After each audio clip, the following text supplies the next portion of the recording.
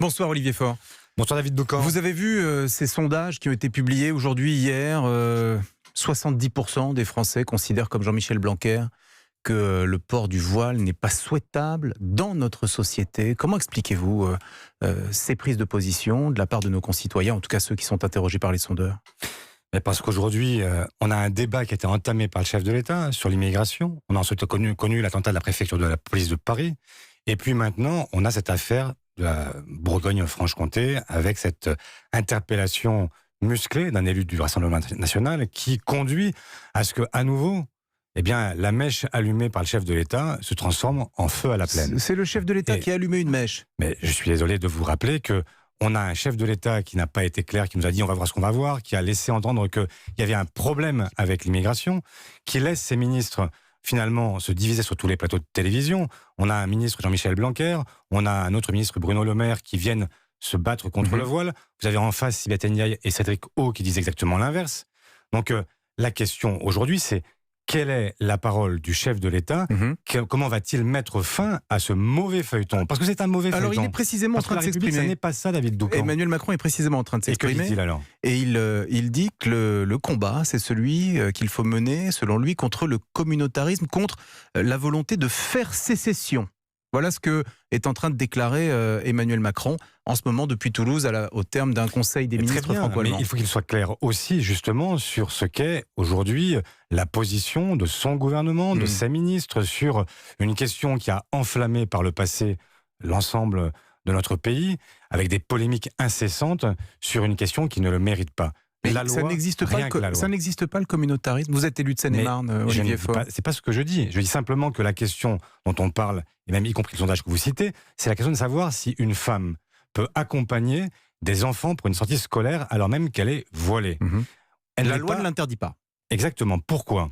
Parce que la loi, elle rappelle ce qu'est la laïcité. Et la laïcité ne s'occupe pas de la tenue vestimentaire s'il n'y a pas de prosélytisme. Si une femme vient et qu'elle cherche à influencer les contenus de ce qui est enseigné, là, elle est dans une entrave, elle contredit le principe de laïcité. Mais la loi, rien que la loi, c'est ce qu'a dit le Premier ministre à l'Assemblée nationale hier.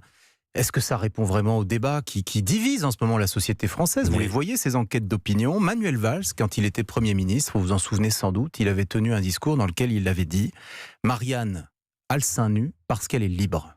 Est-ce que c'est pas Manuel Valls qui avait raison au final? Mais personne ne dit que Marianne n'est pas libre. Ce n'est pas moi ce que je cherche à vous dire ce soir, c'est qu'il y a des gens qui partagent la République, qu'ils ont la République en commun, et puis ils ont des convictions religieuses qui peuvent effectivement les opposer. Y compris, vous avez le droit, vous, David Doucan, d'être contre le foulard et considérer que c'est une régression. Je n'exprime pas mes opinions. Vous pouvez, bien sûr, mais vous pouvez penser, vous avez le droit, y compris de l'exprimer en ce pays.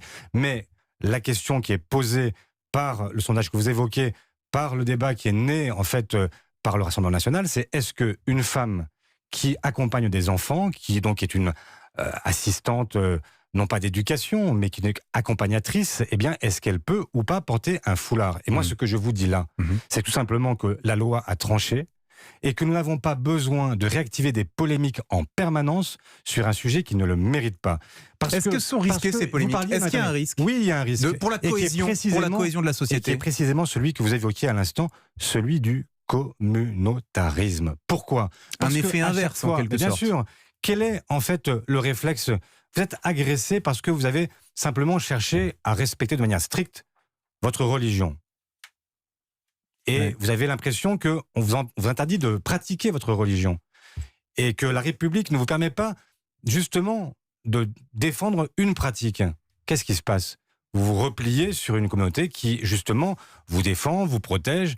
Et c'est ce qui s'est passé pour cette femme qui était venue à la demande de l'institutrice et qui, finalement, se retrouve amalgamée au CCIF. Mais et donc qui se retrouve dans une situation où elle va être finalement l'otage d'un débat qu'elle n'a pas souhaité et dans lequel vous aurez des musulmans qui considéreront que justement, puisqu'on ne leur permet pas de pratiquer leur religion, n'ont plus que d'autre choix que de se replier sur la communauté intrinsèque. La République qui permet, pour éviter justement des replis communautaires. Mais Olivier Faure, je m'adresse à l'élu de terrain, à l'élu dans votre circonscription, en Seine-et-Marne, vous avez des quartiers populaires, vous avez bien constaté, comme nous tous, il y a 15 ans, il y a 20 ans, il n'y avait pas du tout autant de femmes voilées. Et générationnellement, on note une évolution avec des jeunes femmes qui, bien plus nombreuses qu'à une époque, disons il y a 15-20 ans, se voilent, se cachent derrière ces voiles islamiques, alors que leur mère, au contraire, voulait se libérer en venant en France et ne plus porter le voile. C'est pas tout à fait ce qui s'est passé, mais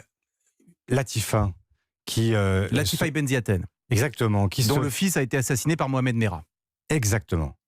Que fait-elle sinon venir expliquer dans toutes les écoles de France ce qu'est la République et pourquoi elle appartient à ce pays? Elle est voilée.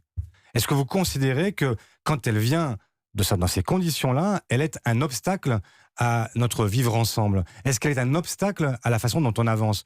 Dans ma propre circonscription, puisque vous m'interpellez sur ce que je vis, j'étais avant-hier en discussion avec une amie qui est syndicaliste, CGT, et qui est voilée. J'ai, dans une commune voisine de la mienne, une femme qui est voilée elle aussi, et qui est celle qui anime le café philosophique. Ça veut dire quoi? Ça veut dire que vous avez des gens qui sont parfaitement intégrés dans la vie nationale, qui se considèrent pleinement français, mais qui considèrent que leur identité ou leur religion les appelle à. Vous avez le droit de ne pas le partager. Moi, je leur dis exactement ce que vous venez de me dire. Je ne comprends pas toujours pourquoi elles portent le foulard. Le foulard, pour vous, n'empêche pas de participer à la vie de la cité? Bien sûr que non. Au sens antique du terme. Bien sûr. Parce que, on le voit bien, aujourd'hui, il y a certainement une revendication qui est plus identitaire chez une partie de ces femmes. Peut-être un retour à une forme d'interprétation plus stricte de ce que peut être le Coran, puisqu'il y a un débat entre les musulmans eux-mêmes sur le fait de savoir s'il faut en faire une obligation ou pas.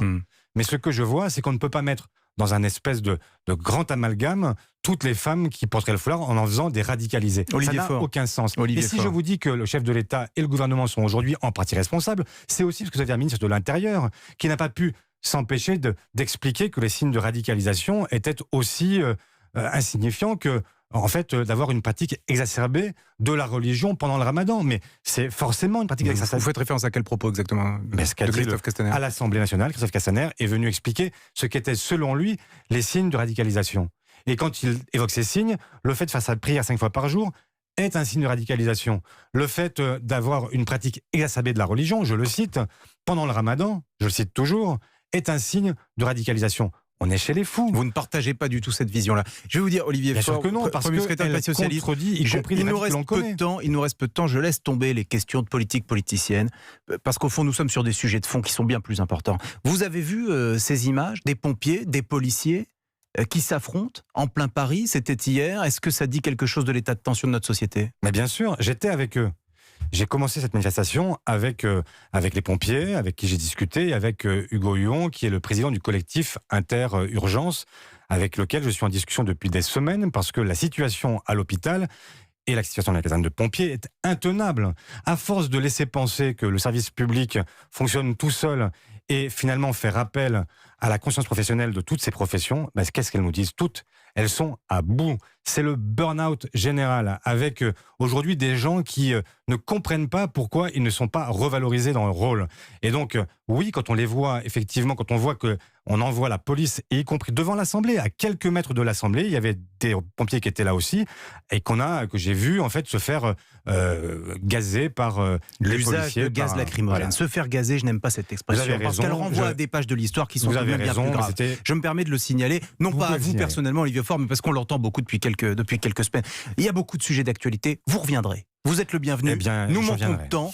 Donc, nous vous retrouverons. Olivier Faure, le premier secrétaire du Parti socialiste. Merci d'avoir répondu à mon invitation.